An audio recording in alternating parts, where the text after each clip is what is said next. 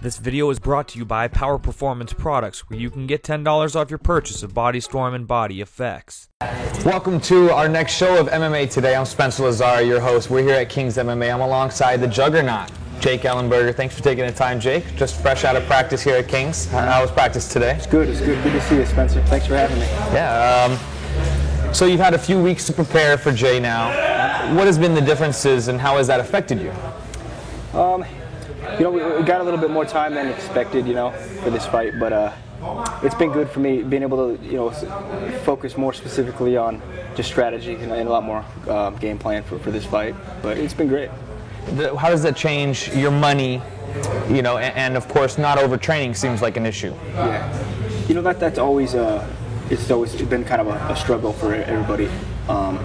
And this business, not overtraining, you know, is a huge part. For me too, I learned that the hard way, you know what I mean? I've done it so many times, but I kind of know my body more and more. And, you know, just if you're taking a day off when you need it, it's not going to hurt you, you know what I mean? Like, we train so hard in here, you know, as you can see. But for me, it's kind of that thin line with being prepared but not overtraining, you know, constantly that struggle. But yeah, this training camp has been great.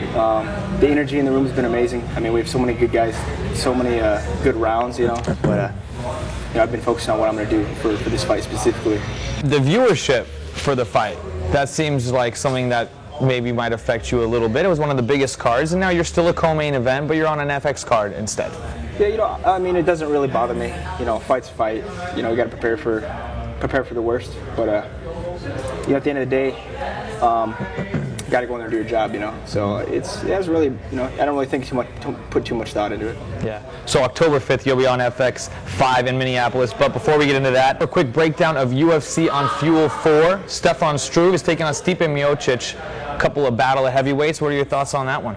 It's a good fight. It's a very good fight. You know, I think Joe Silva did a good job with that one. They, you know, both guys are hungry, and you know, heavyweights are always exciting to watch. Struve is a guy that I feel like has an incredible amount of potential and is destined to be a champion at some point. He does. You know, he's young, he's hungry, he's got a lot of skills, and he keeps getting better. You know what I mean? When you see guys with a lot of potential, it's hard to tell how well they're going to do in the sport. But with somebody who keeps getting better each fight, like Stefan, you know, the potential's endless. So I see a big future for that kid. Any prediction for that fight? You know, there's so many ways the fight could go. I mean, Stefan, he's shown he's won by submission, he's won by knockout. I think, you know, TKC maybe by TKO. We actually caught a few words with the skyscraper at Venice Beach a few weeks back. Here's what he had to say. He's a Golden Glove champ too, so he's probably going to be, you know, feeling good on his feet too. But, you know, I don't think he's going to be feeling good after a round if he wants to stand up. And, you know, what I said, he's a state wrestling champ, you know, but the sooner I'm on my back, the faster he's going to be in trouble. So. Is that still where you're the most comfortable, is in a jiu-jitsu game? No, I don't care.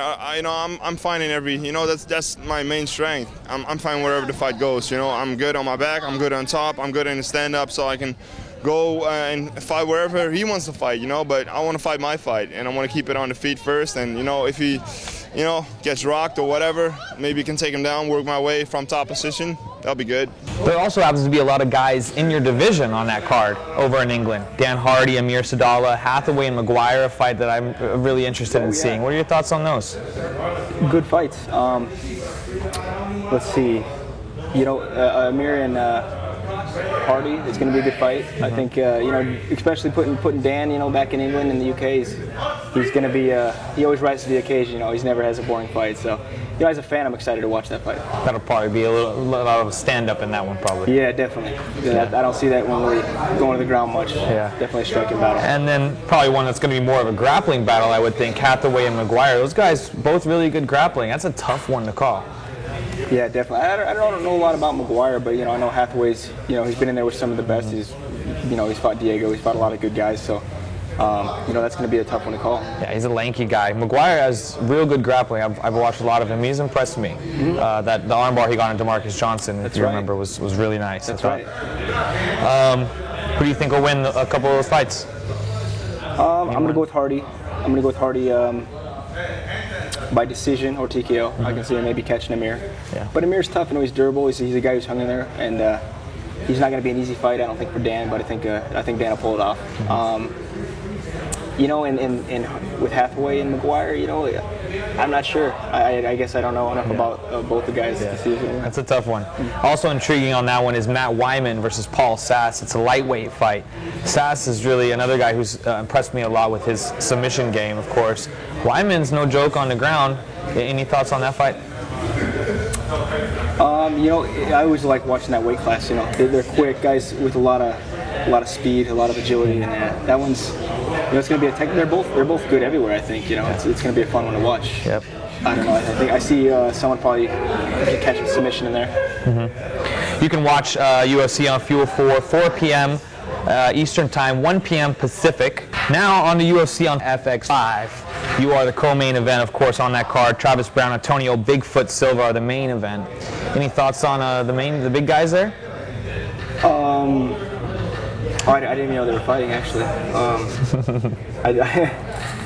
That's yeah. I thought you were kidding. This is the first. No, this is the first time I found out this information. So. There you go.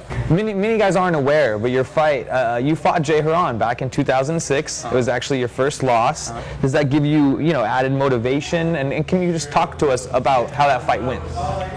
Yeah. I fought Jay back in 2006 in the IFL. You know, I was coming up fighting locally back when I was living in Nebraska, fighting in the Midwest a lot, and I was fighting a lot too, probably quite often, maybe even more than I should have been. But you know, I got a call for a big fight, a big opportunity, and that was against Jay in the IFL, and I said sure, you know. And at that time, he was just a wrestler, which he was being managed by actually the guy that I'm managed by right now, Monty Cox, but. You know, he took me down. You know, he wanted a decision, but you know, now we're two completely different fighters. Totally. I'm excited. I'm really excited for this fight because I'm hungry. You know, he trains with Extreme Couture, you know, who we're very familiar with. But more than revenge, you know, for me, it's just making a statement, getting back into being a contender. You know, putting 2-3 fights together, and it's gonna start with Jay. But you know, I know I've trained with him before. I know what he does. You know, he's a solid guy. He's solid everywhere. But me, like I said, I'm hungry, and I want to get this win. Yeah, I've always seen that hunger. Every time I see you, man, I mean, since the first time, it's very apparent, it's very visible. Was there any disappointment to not get in there against a top 10 opponent? I mean, you wanted someone who was really up there in the ranks to make that statement after you lost to Martin. Well, you know, not really, to be honest. We really, you know, for me, I can't choose who I fight. I was looking forward to fighting Koscheck. I'm sure we're going to meet at some point, you know, just not right now. But there's no easy fight, you know. For me, it's just I continue to focus on me and getting better and what I got to do to grow and move forward to get to the top. So my focus has completely been on me, and you know, and I feel like when I'm at my best, that I can beat anybody in the world. So. Just me being confident in what I know and what I'm good at is gonna get me there. Yeah. You can watch Jake's fight October 5th, 8 p.m. Eastern, 5 Pacific on FX. Prelims will be on Fuel, of course, just prior to that. In part 2, we'll be doing our usual in-depth interview with Jake, digging to find out the source of that hunger and where it stemmed from. Please subscribe to our channel and follow us on Twitter at MMA Interviews and at Spencer Lazara. Look for more pieces of the MMA Today show with Jake Ellenberger coming out soon.